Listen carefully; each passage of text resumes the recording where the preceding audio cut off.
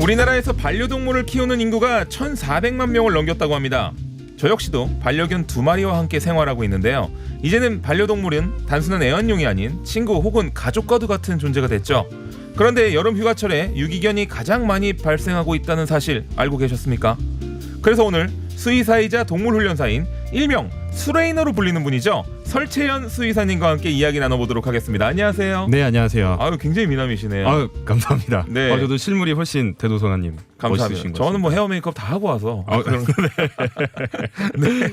라디오 하는데도 헤어 메이크업을 하시는군요. 아, 저는 또 좀 이따 방송에 또 방송 있으니까. 가시는구나. 네네. 요즘은 또 라디오도 다 이렇게 유튜브에서 보이는 라디오로. 맞다. 네, 네네. 지금 다 나가고 있습니다. 자, 궁금하신 분들은요, TBS FM으로 들어오셔서 유튜브에서 검색하시면 언제든지 저희 모습 보실 수가 있습니다.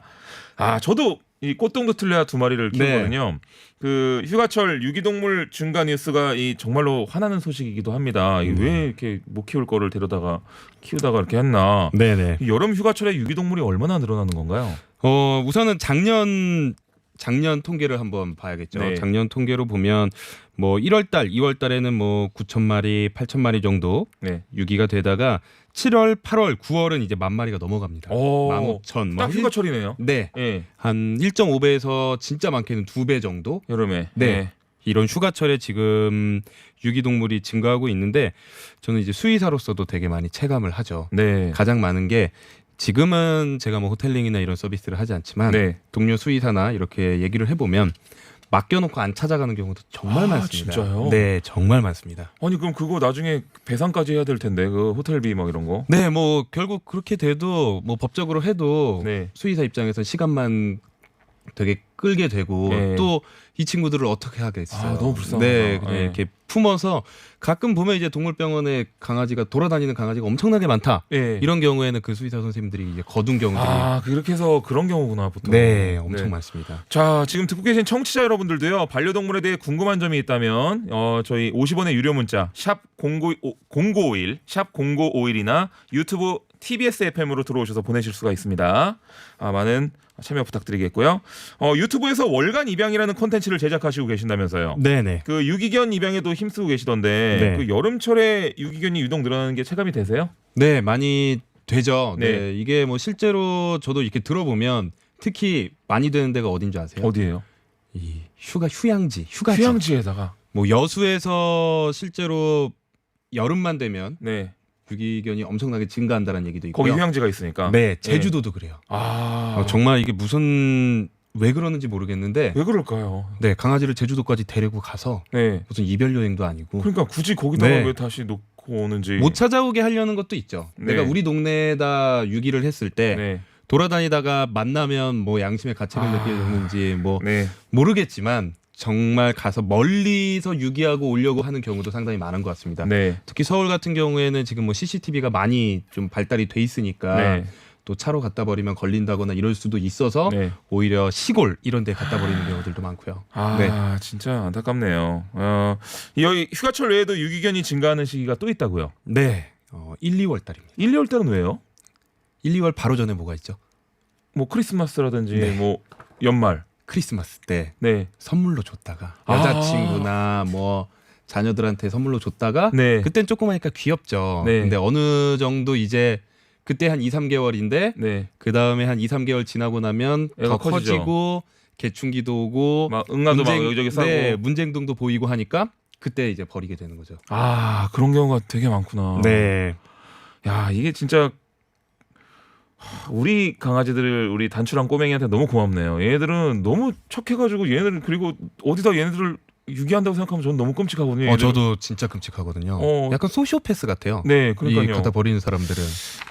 큰일입니다. 이게 아예 뭐 자격증이라도 좀 있어야 될 것 같아요. 제가 그럴 때. 정말로 꼭 했으면 좋겠는 게 이게 독일식으로 네. 약간 독일은 자격증이 있어요? 네. 네. 이 강아지를 키우려면 한 4주 정도의 교육을 받아야 되고 네. 그래야지 강아지를 키울 수 있게 허가가 나는 거죠. 좋네요. 근데 우리나라는 강아지를 키운다라는 게 너무 쉽잖아요. 네. 그리고 분양비도 뭐 이게 어떻게 들리실지 모르겠지만 타 국가에 비해서 아주 저렴한 편이에요. 그러니까 우선은 이게 우리가 그냥 우스갯소리로 네. 이렇게 얘기하는데 미국이나 유럽은 강아지를 키우는 거를 네. 진짜 가족을 들인다라고 생각을 하고 평균적으로 이제 일본 같은 경우는 자동차를 산다고 생각해요. 아, 그 정도. 네.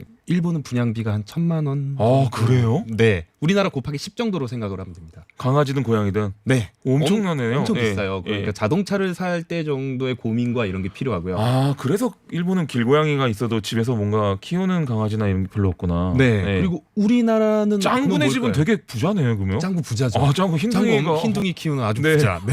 아, 네. 우리나라는 네. 분양가로 보면은 뭘까요? 사람들이 어떻게 생각을 할까요? 이게 우리나라 분양가는 완전히 좀 다양한 것 같아요. 천차만별이죠. 예, 천차만별이죠. 진짜 순혈이나 뭐 이런 네. 이런 뭐 종들은 브리더한테 굉장히 데리고 비싼데. 오느냐 아니면 펫샵이나 이런 데서 데리고 네. 오느냐에 따라 다른데 약간 가방. 아, 차를 바꾸는 걸 자주 바꿀까요? 가방을 바꾸는 걸 자주 아무래도 바꿀까요? 가방을 자주 네. 바꾸겠죠.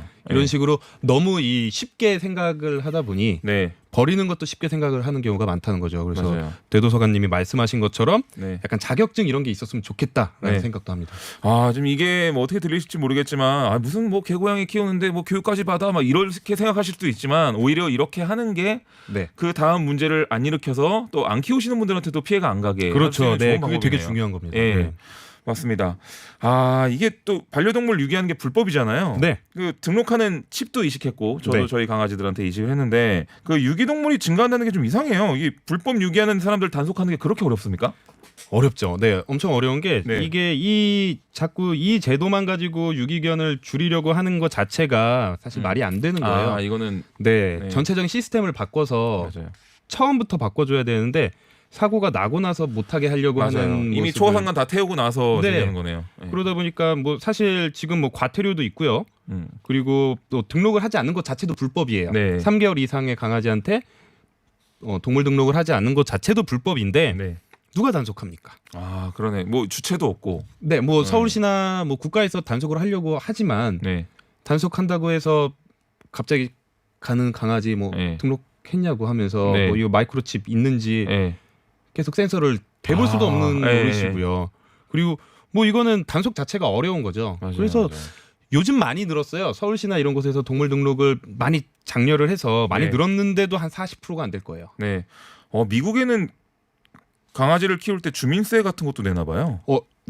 그 세금을 내는 국가들이 있습니다. 뭐 독일도 신기하네요. 세금을 내고요. 네, 왜냐면 이 123 뭐 설날님 이 1047님이 보내주신 문자 보니까 그러더라고요. 네, 네. 네. 그래서 저는 지금 얼마 전에도 한번 이슈가 됐었습니다. 이 보유세, 뭐 반려동물 보유세라고 해서 국가에서 네, 뭐 2020년 2년부터 네, 고려를 하겠다라고 했을 때 정말로 많은 이 반대가 나왔었는데 네. 저는 우선은 찬성하는 입장이었어요. 아, 뭐 좀 단어를 바꾸는 게 좋겠죠. 네. 보유보다는 저는 뭐 양육세. 뭐 그렇죠. 네. 저희가 가장 원하는 게 이 친구들이 물건이 아닌 취급만 사람보다 네, 똑같거나 이런 게 아니라 네.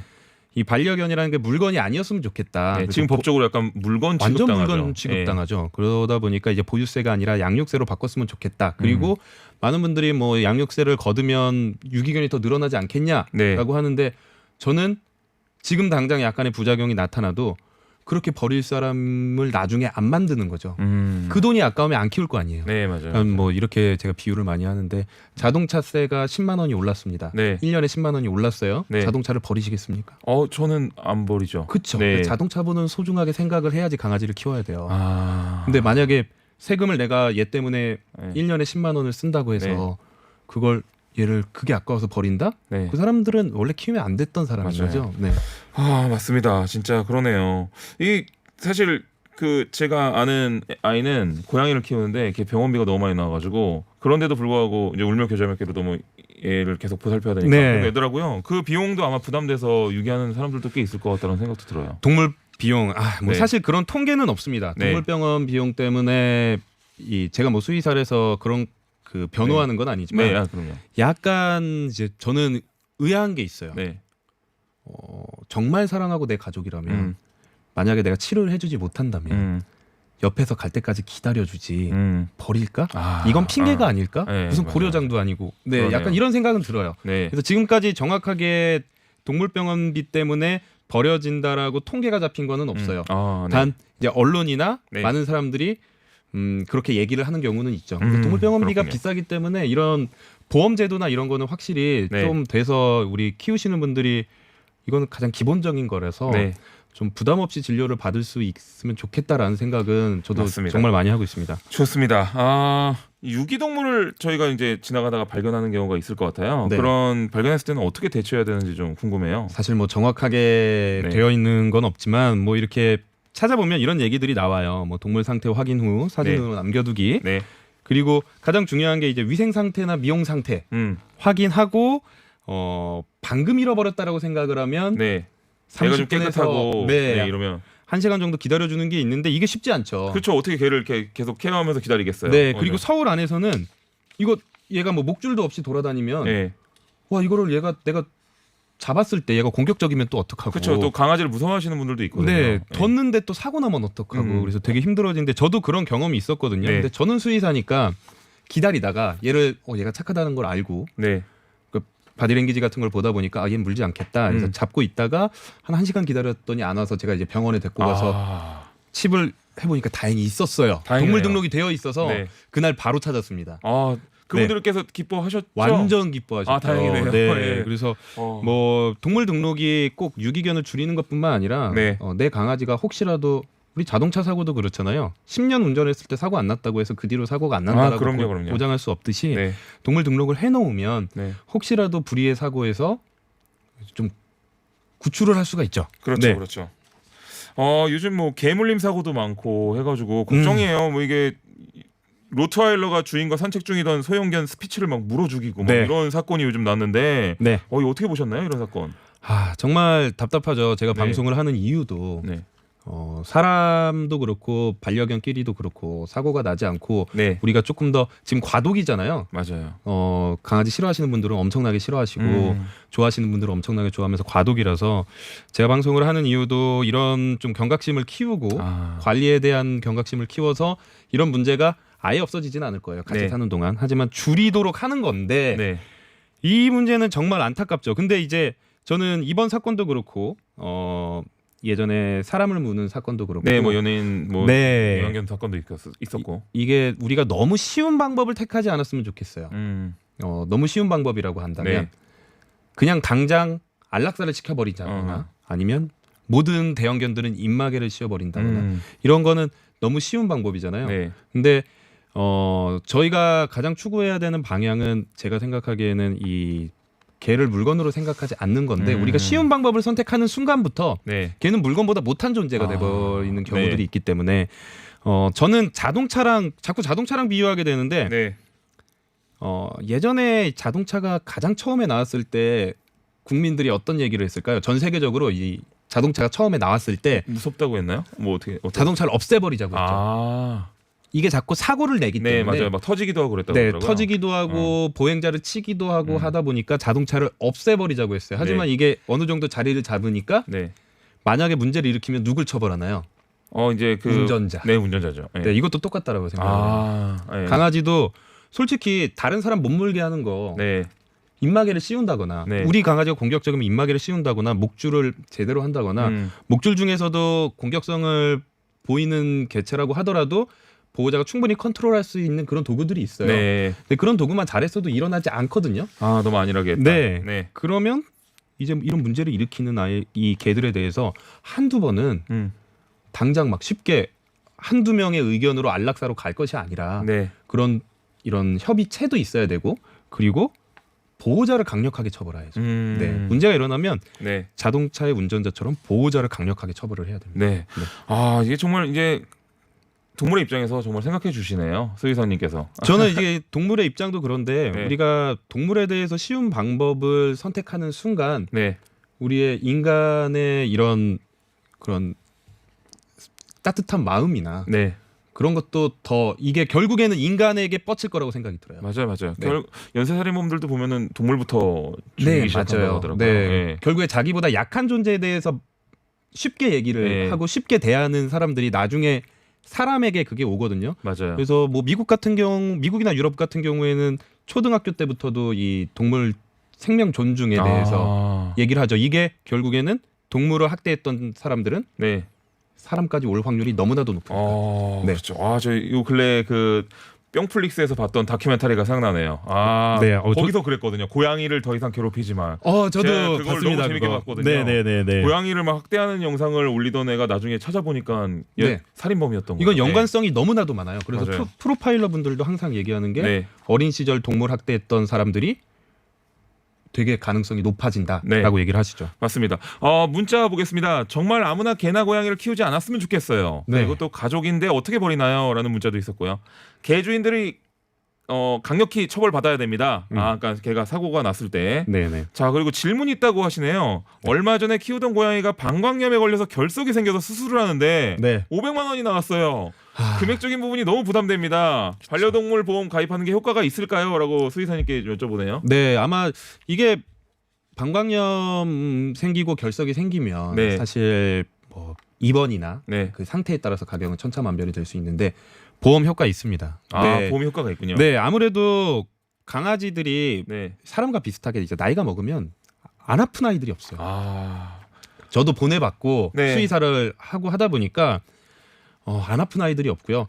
그러다 보면 나는 치료해주고 싶은데 내 경제적인 사정을 생각을 안 할 수가 없어요. 네, 그렇죠. 의외로 또 돈이 많이 든다는 사실을 그때 아시게 되시거든요. 네, 그런데 보험이 있으면 좀 안심이 되죠. 네. 그리고 또 하나 만약에 이제 보험 같은 경우는 안 아프면 돌려받을 수가 없잖아요. 그렇죠. 그래서 많이 하는 것 중에 한 달에 이 반려동물 저축이 있습니다. 적금이 있어요. 그걸 좀 모아놓는 거군요. 네, 은행에 그래서 한 달에 5만 원 정도 이렇게 적금을 들어놓으면 나중에 이제 한 번에 아팠을 때 그걸 깨서 치료를 한다거나 만약에 안 아프면 너무 좋은 상황에서 안 아프면 뭐 우리 아이랑 재밌게 여행을 간다거나 이런 것도 좋죠. 괜찮죠. 좋네요. 털 때문에 요즘 뭐 날씨도 더우니까 뭐 후덥지근하고 그래서 미용을 많이 시키잖아요. 미용할 때 털 길이는 어느 정도가 좋은가요? 저희 아이도 이제 꽃동두툴레아라고 그래서 원래 마다가스카르 쪽 애거든요. 맞아요. 그래서 더위에 좀 익숙한 애들이지만 털이 길다 보니까 좀 약간 여름에는 좀 약간 짧게 잘라주거든요. 빡빡이만 아니면 됩니다. 빡빡이면 안 되죠. 애들이 자존심에 상처 입죠. 아니요, 자존심의 상처. 그렇지 않아요? 저는 뭐 자존심의 상처라고 보기는 좀 그렇고요. 저희 꼬맹이가 한번 털을 무슨 일이 생겨가지고 한번 빡 다 깎았거든요. 그랬더니 애가 소심해지죠. 그때부터 소심해졌어요. 그거는 아마 이제 똥꼬 쪽. 갑자기 이제 털에 덮여 있던 나의 예민한 부위들이 허해지면서 갑자기 어디 구석을 찾는다거나. 그런 거구나. 항문 쪽을 계속 땅에 대고 있는다거나. 애가 그때부터 착해졌어요. 근데 이게 왜 이렇게 하는 이유가 있어요. 저는 한국 사람들이 정말 현명하다고 느낀 경우가 있었거든요. 해외에 가서 이렇게 스노클링을 하는데 한국 사람들만 래시가드를 입는 거예요. 그래서 이거 촌스러운 건가 하고 다음번에 갔을 때는 안 입었어요. 그랬더니 하고 나서 엎드려 잤습니다. 다 탔어요? 다 탔어요. 그렇죠. 이게 덥다고 옷을 벗고 있으면 절대로 시원한 게 아니에요. 맞아요. 오히려 피부에 더 안 좋고 뜨겁고 따갑고 화상도 입을 수 있고요. 그래서 이제 래시가드를 입는 거잖아요. 그런 것처럼 너무 짧게 하면 직사광선 때문에 피부가 좀 안 좋아질 수가 있습니다. 그렇군요. 짧게 목욕 주기는 어느 정도 하는 게 좋은지. 여름이라고 더 많이 할 필요는 없고요. 한 1, 2주일에 한 번씩? 좋습니다. 할 얘기가 많지만 시간이 다 돼서요. 벌써 다 됐군요. 네, 그럼요. 못다한 얘기는 다음을 기약하겠습니다. 스튜디오 밖에서 난리가 났네요. 지금까지 다 소개죠. 대도서관이었습니다. 감사합니다. 감사합니다.